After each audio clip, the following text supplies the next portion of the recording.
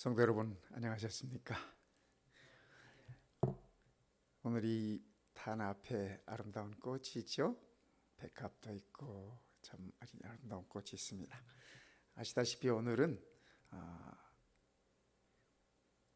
유대인들의 표현을 빌리면 유월절 주말이고, 우리 기독교인들의 표현을 빌리면 예수님께서 십자가에 돌아가신 그 주말입니다. 그래서 이 주말에 우리 주님께서 십자가에 돌아가시고 무덤에서 쉬시고 부활하신 바로 그 주일입니다. 오늘이 금요일에 우리 주님께서 십자가에 돌아가심으로 인해서 우리의 구속을 다 이루셨다 선포하신 바로 그날입니다. 참으로 감사하기 이를 데 없는 그런 날 아닙니까? 또 감사한 것은 우리가 내일부터 이 주님의 거룩한 성전에서 우리 성도님들을 뵐 수 있다라고 하는 사실입니다. 저는 가슴이 얼마나 설레는지 모르겠습니다. 저뿐만 아니라 우리 성도님들의 표현을 빌리면 익사이트 하시대요. 제가 그 말씀 들으면서 저도 아주 행복했습니다. 그동안 우리 성도님들이 얼마나 주의 성전을 사모하셨나 하는 것들을 느낄 수 있는 그런 표현이었습니다. 내일 우리가 우리 성도님들을 이곳에서 함께 뵙겠습니다. 내일 오실 때는 꼭 마스크를 끼고 오시고, 마스크 하시고 오시고, 그 다음에 교회에 오셔서는 이곳에서 우리가 안내하는 대로 잘 따라 주시기를 부탁을 드리겠습니다. 오늘 시편 107편을 공부하겠습니다. 시편 107편입니다. 시편 107편은 그 지은이가 누군지는 알 수 없습니다. 그러나 이 시를 통해서 우리가 하나님의 인도하심과 사랑을 느낄 수 있는 그러한 아름다운 시인 것을 우리가 알 수 있습니다. 시인은 이 시편 107편을 통해서 바다가 삶이다, 인생이다, 그렇게 표현하고 있는 것 같습니다.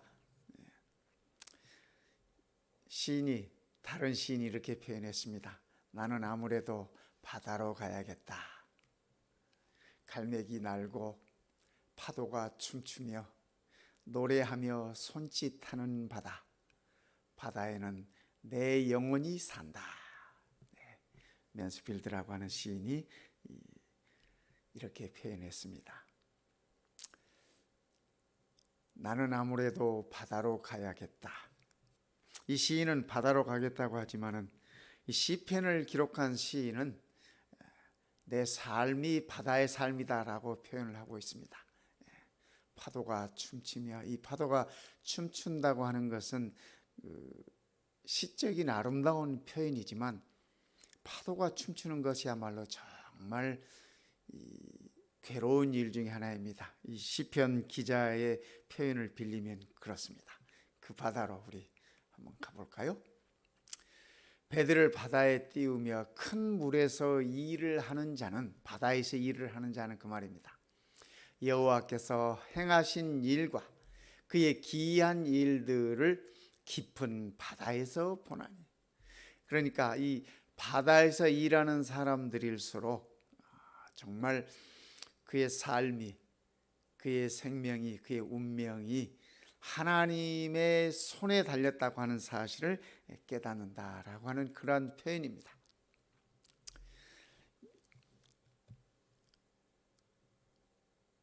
이 어린이 성경학교에서 여름에 버케이션 바이블 스쿨 말입니다. 어린이 성경학교에서 한 어린이가 이렇게 글을 썼습니다. 바다에 관해서 글을 쓰면서 바다는 예수님을 닮았습니다. 우리 아이가 바다의 어떤 면을 보고 그랬는지, 그러나 이 아이가 그렇게 표현했어요. 바다는 넓습니다. 바다는 깊습니다. 주님의 사랑은 깊습니다. 그리고 주님의 지혜도 깊습니다. 이 어린아이가 이 바다를 예수님과 이렇게 매치시키면서 이렇게 예쁜 글을 썼어요. 아마 이 아이도 시편 기자 못지 않는 것 같습니다. 바다를 통한 두 가지의 삶의 경험을 우리는 시편 107편을 통해서 읽을 수 있습니다. 배울 수 있습니다. 이 두 가지 삶은 뭐냐면, 첫째, 이 바다에서의 광풍의 경험. 성도 여러분, 광풍이라는 말 아시죠? 미친 바람이야, 미친 바람. 바람이 얼만큼 거세게 불면, 그죠? 마치 미친 듯이. 그것은 정말 두려움의 시간입니다. 견디기 힘든 시간들입니다. 그러나 바다에는 그러한 경험이 있다라는 것입니다. 뿐만 아니라 바다는 평온의 경험이 있다는 것입니다. 그래서 오늘 이 시편 107편을 기록한 시편 기자는 바다에서 이런 경험을 표현하고 또 그의 인생 또한 똑같은 그런 경험 속에 있다라고 표현하고 있는 것입니다. 시편 7편의 교훈을 보면 바다에는 광풍이 있다. 바다에는 광풍이 있다. 그렇죠? 여호와께서 명령하신 즉 광풍이 일어나 바다 물결을 일으키는도다. 그들이 하늘로 솟구쳤다가, 그 물결이 말입니다. 물결이 하늘로 솟구쳤다가 깊은 곳으로 내려가나니 그 위험 때문에 그들의 영혼이 녹는도다. 그들이 이리저리 구르며 취한 자같이 비틀거리니 그들의 모든 지각이 혼돈 속에 빠지는도다. 성도 여러분, 이 표현이 어떻습니까? 이 시편 107편 25절부터 있는 이 표현이, 저는 이 성경 말씀을 읽으면서 제가 제주도를 맨 처음 갔던 그때 경험이 떠올랐습니다. 그때는 제주도에 맨 처음 갈 때 제가 대학 시절이었는데 배를 타고 갔습니다. 배를 타고. 뭐 배가 못 갈 정도의 그러한 파도는 아니었습니다. 그러나 이 잔잔한 바다도 아니었습니다. 처음 장거리 타보는 그 배에서 파도가 치고 파도가 높아지고 할 때 그야말로 제 기분에 이 배가 하늘로 솟구쳤다가 바닷속으로 들어가는 그런 기분이었습니다. 이 배도 아시다시피 이렇게 좋은 자리가 있고 또 밑으로 내려갈수록 값이 싸요. 저희들은 학생 신분이었기 때문에 제일 싼 밑창의 자리를 잡았었습니다. 근데 그 당시에 제일 밑창은 의자가 아니라 이렇게 그 마루처럼 이렇게 되어 있고 거기 그냥 편하게 이렇게 뭐 누워 가기도 하고 뭐 이렇게 그렇게 가는 거였습니다. 파도가 이렇게 요동을 치니까 배가 오르락 내리락 하니까 정말 여기 시인의 표현이 그렇지 않습니까? 그들의 영혼이 녹는도다. 정말 죽는 줄 알았습니다. 죽는 줄 알았어요. 그들이 이리저리 구르며 취한 자같이 비틀거리니 이 배가 말입니다. 이렇게 요동을 치니까 어디 뭐 붙잡을 수도 없고 붙잡을 것도 없고 그야말로 짐짝처럼 이리 구르고 저리 구르고 막 겉만 그러는 것이 아니라 속에 든 것도 다 정말 이 한 점 남김없이 다 쏟아내고 정말 혼돈 속에 죽는 줄 알았습니다. 그때 생각으로는 내 다시는 배를 타지 않으리라. 네, 바다가 그죠? 이 바람이 심하고 파도가 치기 시작하면 정말 정신이 없습니다. 시편을 기록한 이 기자는 107편을 기록한 이 시편의 기자는 말씀하시는 것입니다. 그의 삶이 그의 인생이 정말 광풍이 흔들리는 바다와 똑같다는 것입니다. 그의 삶이 하늘로 솟구쳤다가 그의 삶이 깊은 곳으로 내려가고, 그렇죠? 정말 그의 영혼이 녹는 것처럼, 죽는 것처럼 그러한 경험이었다라고 시인은 얘기하고 있습니다. 우리의 삶 속에서도 그야말로 이리저리 구르고, 그렇죠? 취한 자같이 삶에 비틀거리고, 우리의 모든 지각이 혼돈 속에 빠질 수밖에 없는 그런 상황이 있다라고 하는 표현을 하고 있는 것입니다. 그러나 이 모든 것들이 우리가 알거니와 하나님을 사랑하는 자, 곧 그의 뜻대로 부르심을 입은 자들에게는 모든 것이 합력하여 선을 이루느니라. 시편 기자는, 시편 107편을 기록한 기자는 그렇게 얘기했습니다. 광풍 가운데서 바다의 험한 그 고통 가운데서 기도하게 만든다고 그렇게 말했습니다. 예수님께서 이 땅에 계실 때 한 번은 12 제자들을 데리고 배를 탔지 않습니까? 그날 낮에 예수님께서 하루 종일 봉사하시고 사역하시느라고 피곤하셨습니다.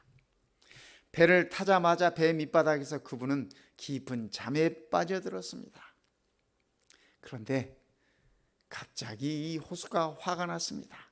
광풍이 불고 파도가 치고 하면서, 비바람이 몰아치고 하면서 그 배에 어부들 3명이 타고 있었습니다. 아시잖아요. 베드로, 요한, 야고보. 다른 제자들이라면 그래도 그럴 수 있다 하지만 이 어부들 3명까지 있는데, 이 어부들이 소리치는 얘기가 우리가 다 죽게 되었습니다. 그렇게 표현했습니다. 우리가 다 죽게 되었습니다. 번개가 꽝 칠 때 그 번개빛 속에서 주무시고 계시는 예수님을 발견한 것입니다. 그래서 달려와서 그 예수님께 마치 화가 난 듯이, 이 와중에 잠이 오십니까? 여기서 주무시고 계시면 어떡합니까? 우리가 다 죽게 되었습니다. 다급하게 그들은 예수님께 소리쳤습니다. 그때 예수님께서 그들의 마음을 진정시키면서 그 바다를 잠잠하게 하셨습니다. 믿음이 적은 자들아, 내가 이 배에 너희와 더불어 함께 타고 있는데 무엇이 그리도 두려웠느냐라고 말씀하시는 것이었습니다.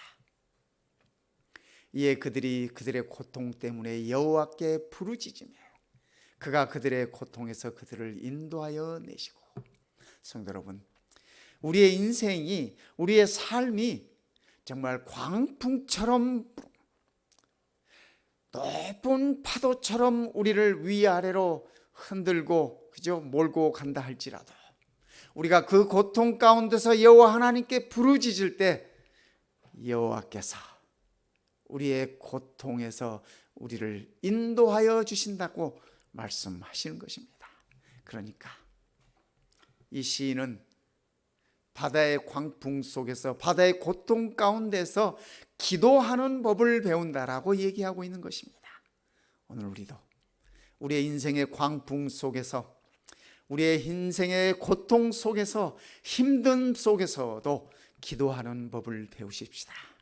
우리 하나님께 기도하십시다. C.S. 루이스라는 목사님은 그렇게 말씀하셨어요. 한 번은 그분이 영국 옥스퍼드 대학에서 이 젊은이들을 대상으로 이렇게 말씀을 나누셨습니다. 그때 한 학생이 그에게 와서 질문했습니다. 목사님, 하나님께서 왜 우리 인생들에게 고통을 허락하시는 것입니까? 그런 질문을 던졌어요.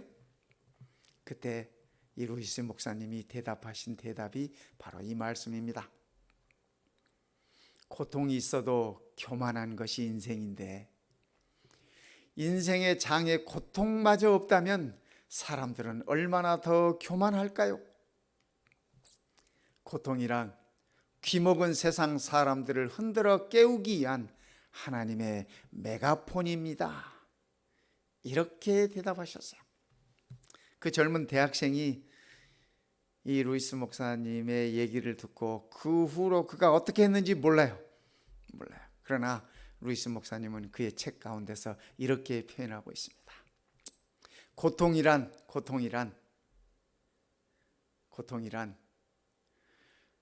하나님을 향하여 귀를 닫고 있는 자들을 흔들어 깨우기 위한 하나님의 메가폰이다. 여러분, 메가폰 아시죠? 메가폰. 우리가 야외에 소풍을 가거나 하면 이렇게 손에 들고 이렇게 소리하면 소리가 이렇게 크게 나는 거 있지 않습니까? 그걸 메가폰이라고 하잖아요. 그 소리가 얼마나 큰지 아시죠? 그냥 자는 사람 흔들어 깨워도 일어나 이렇게 깨워도 일어날 수 있는데, 그죠? 세상 사람들이 하나님을 향하여 귀를 닫고 있기 때문에 하나님께서 그를 깨우기 위하여 메가폰을 손에 잡고 부르는 소리가 인생에게 허락하신 고통이다. 루이스 목사님은 그렇게 표현했습니다. 성도 여러분, 오늘 우리에게 고통이 있다면 우리를 흔들어 깨우는 하나님의 음성임을 우리가 기억하면 좋겠습니다. 하나님의 사랑인 것입니다. 두 번째, 시편 107편에서는 이 바다에는 평화가 있다라고 얘기하고 있습니다. 폭풍이 지나간 다음에, 광풍이 지나간 다음에, 그렇죠? 바다는 정말 거짓말처럼 잔잔합니다. 그렇죠? 네. 광풍을 평정히 하사 물결로 잔잔케 하시는도다. 우리의 삶에 있어서도 견디기 힘든 극심한 고통이 지나고 나면 언제 그랬냐는 듯이 세상은 고요할 때가 있습니다. 그렇지 않습니까? 바다도 마찬가지. 시인의 표현이 그래요. 광풍을 평정히 하사 물결로 잔잔케 하시는도다. 여호와의 인자하심과 인생에 행하신 기이한 일을 인하여 그를 찬송할지로다. 폭풍이 몰아치는 바다에서 이 시인은 기도하는 법을 배웠습니다. 뿐만 아니라 이 시인은 평온한 바다를 통해서, 평온한 그의 인생을 통해서 찬송하는 법을 배운다고 그렇게 표현하고 있는 것입니다. 여호와의 인자하심과 인생에게 행하신 기이한 일을 인하여 그를 찬송할지로다. 이 시편 107편을 읽고 있으면요, 하나님께서 이 시인은 마치 후렴처럼 반복해서 이 말씀을 계속합니다. 107번 가운데서 4번 반복해서 똑같은 말씀을 하십니다. 여호와의 인자하심과 인생에게 행하신 기이한 일을 인하여 그를 찬송할지로다. 8절에서 말씀하시고 15절에서 말씀하시고 21절에서 말씀하시고 그리고 31절에서 말씀. 그러니까 인생의 고비마다 폭풍이 치고 잔잔해진 바다의 경험이 있을 때마다 하나님께 기도하고 하나님께 찬송하라고 하는 것이 시편 107편을 기록한 시인의 가르침인 것입니다. 시인의 마음인 것입니다. 성도 여러분, 우리도 광풍이 지나고 내 삶의 바다의 평온이 찾아올 때 하나님을 찬송하는 법을 배우시면 좋겠습니다. 세 번째, 바다는 소원의 항구로 인도한다라고 시편 107편은 이야기하고 있습니다. 소원의 항구. 성도 여러분, 우리들의 소원의 항구는 어디인가요? 그렇죠? 저희가 평온함을 인하여 기뻐하는 중에 여호와께서 저희를 소원의 항구로 인도하시는도다. 그러니까 이 험한 바다에서, 이 평온한 바다에서, 바다가 어떠하든지 간에, 험하든지 평온하든지 간에 우리를 인도하시는 분은 우리의 여호와 하나님이라고 하는 사실입니다. 그런데 그분이 우리를 소원의 항구로 인도하신다고 시인은 그렇게 표현하고 있는 것입니다. 이 노부부의 뒷모습이 보이시죠? 이들은 고향을 찾는 사람들입니다. 실향민이에요. 임진강을 넘어서 저 멀리 보이는 그들의 고향을 바라보면서 언제나 내 고향으로 돌아갈 수 있을까? 그들은 늘 이 임진강변에 와서 그들의 고향을 바라봅니다. 어려서 고향을 잃고 내려와 가지고 이제는 노인이 된 이 상황까지 아직도 그들은 고향을 찾지 못하고 있습니다.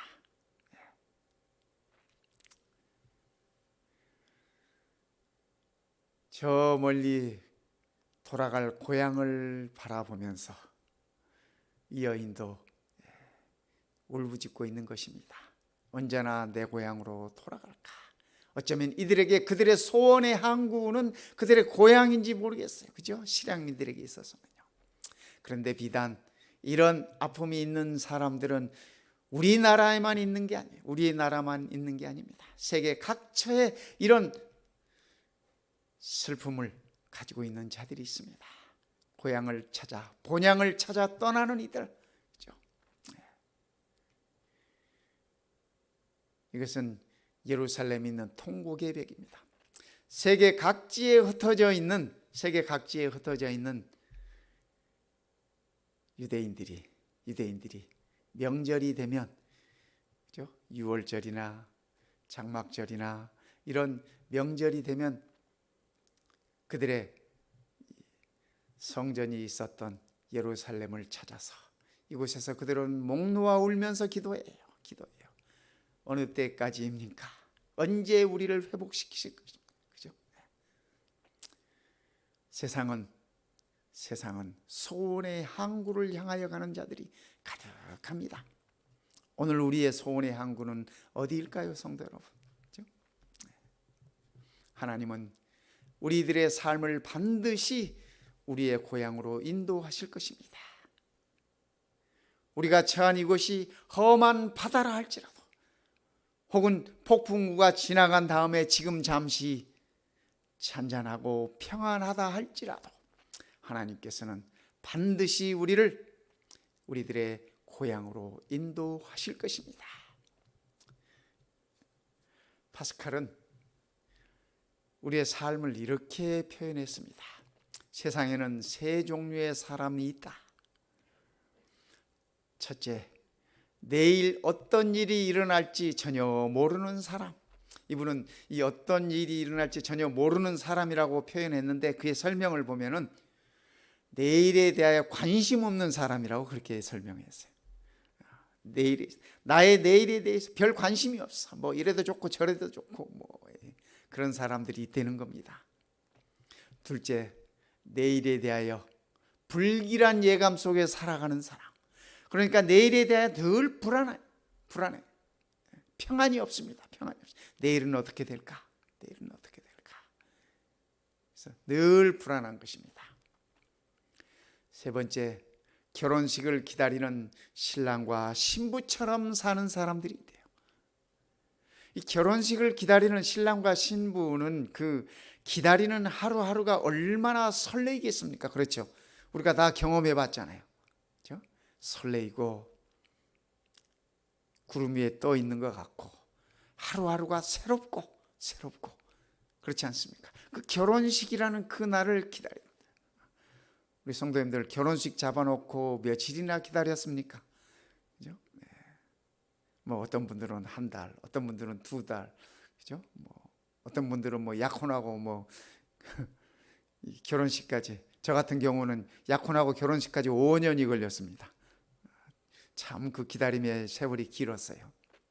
어쨌든 그러나 그 긴 기다림이었지만 그 기다림 동안은 늘 설레는 마음이 있었고 참 행복했습니다. 우리가 다 그래요. 이 파스칼은 세상을 그렇게 살아가는 사람들이 있다, 그렇게 살아가라고 하는 얘기입니다. 그죠?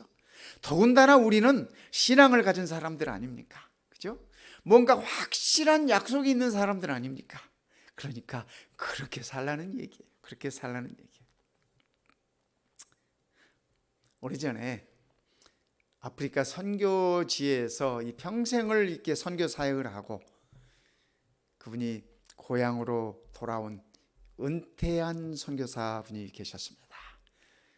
그분의 글 가운데 그런 표현이 있습니다. 그분이 아프리카에서 이제 선교 사역을 다 마치고 고향을 가기 위해서 샌프란시스코 이 항만에 도착했습니다. 배를 타고.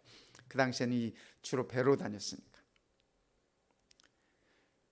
그런데 배에 타고 있을 때는 몰랐는데 샌프란시스코 항만에 배가 도착하고 조금 있다가 빵빠레가 울리는 것입니다. 보니까 군인들이 촥 나열해가지고 이 빵빠레를 울리면서 빨간 이 카펫이 쫙 깔리고 무슨 일인가 하고 봤더니 그 배에 이 대통령이 타고 있었습니다. 미국의 대통령이 타고 있었어요. 그분이 도착하자 방파레가 울리면서 이 카페 뒤로 그분이 이렇게 내리면서 기다리고 있던 사람들이 모두가 다 열광하고 있는 것입니다. 환영하고 있는 것입니다. 모든 그 행사가 끝난 다음에 이제 이 선교사가 이렇게 내리는 것입니다. 다 이제 지나간 다음에 이제 그 일반 선객들이 이제 내리는 것입니다. 이 선교사가 그 배에서 내리면서 갑자기 굉장히 섭섭한 생각이 들었어요.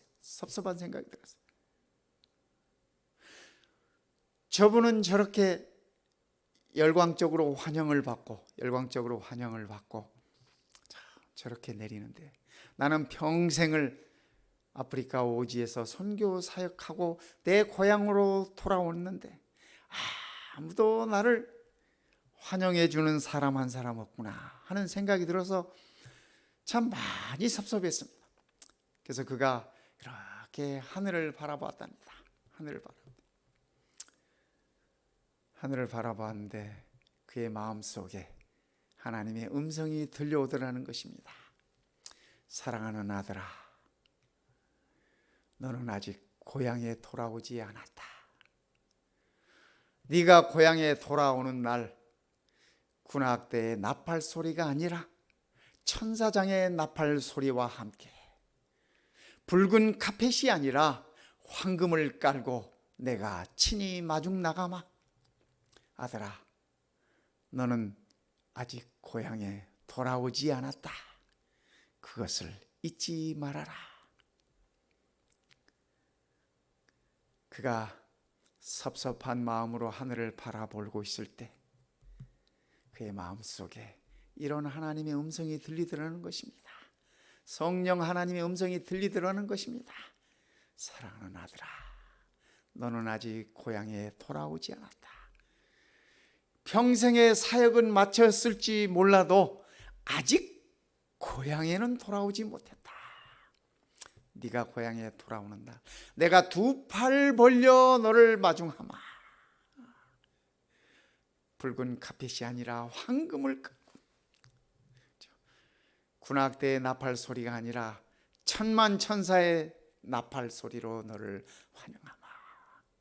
그러니 그것을 잊지 말아라. 성도 여러분, 우리도 이 노 선교사의 경험처럼 우리가 아직 고향에 돌아오지 못했음을 기억하십시다. 지금 힘들고 괴로워도 고통스러워도 조금만 더 참으십시다. 우리 주님께서 두 팔 벌려 우리를 맞이하실 것입니다. 우리를 기다리실 것입니다. 저희가 평안함을 인하여 기뻐하는 중에 여호와께서 저희를 소원의 항구로 인도하시는도다. 성도 여러분, 여기 평온함이라고 하는 것은, 그죠? 평온함이라고 하는 바다에 아무 일이 없었던 것이 아니라 때로는 광풍이 불고 때로는 파도가 치는 그런 중이라 할지라도 인생의 파도가 하늘을 찌르듯이 인생의 좌절이 바다 밑을 치는 것처럼 그럴지라도 그 안에 그 안에 평온함을 찾을 수 있다라고 하는 얘기입니다. 우리 예수님께서 미친 바람 속에서, 비바람 속에서 배 고물에 누워 주무셨듯이 말입니다. 하나님께서 우리를 소원의 항구로 인도하신다고 그렇게 약속하고 계시는 것입니다. 여호와의 인자하심과 인생에게 행하신 기이한 일을 인하여 그를 찬송할지로다. 성도 여러분, 시편 107편의 기자는 험한 바다를 통하여 그가 기도하는 법을 배웠고, 평온한 바다를 통하여 그가 하나님을 찬송함을 배웠다고 우리들에게 일러주고 있습니다. 오늘 우리도 우리의 삶이 고달프고 힘들 때 하나님께 기도하는 법을 잊지 마시고, 우리의 삶이 평안할 때 하나님께 찬양하는 법을 잊지 마십시다. 그러면 우리 주님께서 우리를 반드시 우리의 소원의 항구로 인도하실 것입니다. 성도 여러분, 우리의 소원의 항구가 어디입니까? 그죠? 107편 32절은 이렇게 말씀하세요. 백성의 회에서 저를 높이며, 여기 백성의 회라고 하는 것은 여호와의 이름으로 모이는 자들을 가리키는 말입니다. 그렇죠?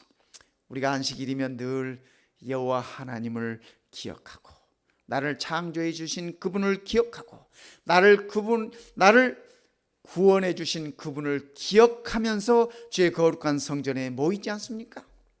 백성의 회에서 저를 높이며, 그렇죠? 안식일이면, 내일 안식일이면 우리가 이 거룩한 성전에 다는 아니지만, 그렇죠? 다는 아니지만 우리가 모여서 여호와를 높이며 우리의 찬양으로, 우리의 기도로 그분을 높이며 장로들의 자리에서 저를 찬송할지로다. 내일 우리 모든 장로님들 다 나오실 것입니다. 그렇죠? 장로들이 모인 자리에서 여호와를 찬송할지로다. 이 말씀이 13개월 동안 주의 전에서 모이지를 못해 보니까 이 말씀이 얼마나 사랑스러운 말씀인지 모르겠어요. 얼마나 감미로운 말씀인지 모르겠어요. 얼마나 좋은 말씀인지 모르겠습니다. 성도 여러분, 그죠? 네. 저는 시편을 공부하면서 그런 생각을 가져봅니다. 시편은 모두가 기도의 시들이구나. 그러나 이 기도가 곧 노래가 되었습니다. 모든 것을 합력하여 선을 이루시는 역사의 주재자이시고, 그분은 기도를 찬양으로 바꾸시는 예술사이시구나 하는 생각을 합니다. 그분의 손 안에서 고난의 가슴마다 찬양의 가슴으로 바뀌는 맥박 소리를 주님의 숨결처럼 느낄 수 있기를 저는 소원합니다. 시편 공부는 앞으로도 당분간 계속될 것입니다. 성도 여러분, 우리 주님께서 우리를 위하여 십자가에 돌아가시고 무덤에서 편히 쉬고 계셨던 이 안식일, 우리 모두에게 우리의 구원을 다 이루어 놓으신 그분의 음성을 기억하면서 하늘의 평안이 가득하시기를 바라겠습니다. 우리 주님에게는 고통이었고 죽음이었고 고난이었지만 오늘 우리에게는 쉼이요, 오늘 우리에게는 회복이요, 오늘 우리에게는 구원의 축복임을 잊지 마십시다. 오늘 이 거룩한 안식일, 우리 하나님의 은혜와 축복이 우리 모든 성도들 가슴마다, 가정마다 가득하시기를 시간에 간절히 바랍니다. 기도하시겠습니다. 우리 아버지, 우리의 인생이 노도치는 바다와 같고 우리의 삶이 때로는 평온한 바다 같지만은, 그러나 우리의 상황이 어떠하든지 간에 우리를 인도하시는 분이 여호와 하나님이신 것을 인하여 참으로 감사드립니다. 고통 중에 우리가 기도하는 법을 배우게 하시고, 평안 중에 찬양하는 법을 배우게 하여 주셨으니 그 은혜를 참으로 감사합니다. 우리의 상황이 어떠하든지 우리를 소원의 항구로 인도하시는 아버지 하나님이 계심을 기억하게 하시고 매일매일 하늘의 평안과 그리스도 안에서 누리는 기쁨으로 승리하게 하여 주시옵소서. 오늘 이 안식일 우리 주님께서 우리를 위하여 십자가에서 구원을 다 이루셨고 뿐만 아니라 우리를 위하여 부활하셨음을 기억하는 안식일이 되도록 축복하여 주시옵소서. 아버지 하나님의 은혜가 우리 모든 성도들에게 충만하여 하늘의 평안과 쉼을 허락하여 주실 것을 믿고 또한 감사드리오며 우리 주님 예수님의 이름으로 간절히 기도드리옵나이다. 아멘.